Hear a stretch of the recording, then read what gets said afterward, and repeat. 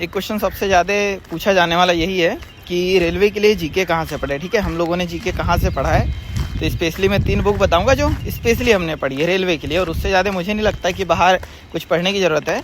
तो एक तो लूसेंट, ठीक है, जीके की, और सेकंड लूसेंट में क्या होगा कि लगभग थोड़ी सी कहानी टाइप दिया, और सेकंड बुक आ जाएगी यहाँ पे स्पीडी जीके की, जिसमें 1 लाइनर दिया है, जो कि आप करेंट लूसेंट पढ़ोगे ना तो उसका सार वही मिलेगा आपको स्पीडी के अंदर। तो आपको जब 1 लाइनर मिलेगा तो आपको ऐसा खुद में लगने लगेगा, लूसेंट पढ़ोगे सेकंड स्पीडी पढ़ोगे जीके की, तो आपको लगने लगेगा कि चीज़ें आपको याद हो रही है, क्योंकि जो स्पीडी है ना उसमें एक क्वेश्चन लगभग 5-5, 6-6 बार दिया है। तो आप इधर अगर आपको मान लो पहले पेज में याद नहीं आया तो वही क्वेश्चन 10वें पेज में मिलेगा, तो आपको लगेगा कि ये हमने कहीं ना कहीं पढ़ा है।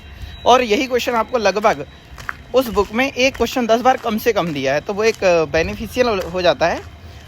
और तीसरी बुक हो जाती है करंट अफेयर के लिए। तो करंट अफेयर के लिए मुझे तो ऐसा लगता है कि सिर्फ स्पीडी बहुत है। ठीक है, एक करंट अफेयर की अलग से स्पीडी आती है, अगर आपने वो कर लिया तो आपको अदर कुछ भी करंट अफेयर के लिए पढ़ने की ज़रूरत नहीं है। पर शर्त यह है कि उस करंट अफेयर की बुक हर महीने आती है, और हर महीने आपको एक नई बुक परचेस करना है और उसको पूरे मंथ में कंप्लीट कर देना है। ऐसे ही 5 से 6 मंथ चलते रहेगा तो आपको सारी चीज़ें ऑटोमेटिकली याद होते रहेगी। ठीक है, 3 बुक बहुत है जिसमें अगर कम से कम 80% आप जीके कवर कर सकते हैं। इसके अलावा कुछ भी एक्स्ट्रा पढ़ने की ज़रूरत नहीं है।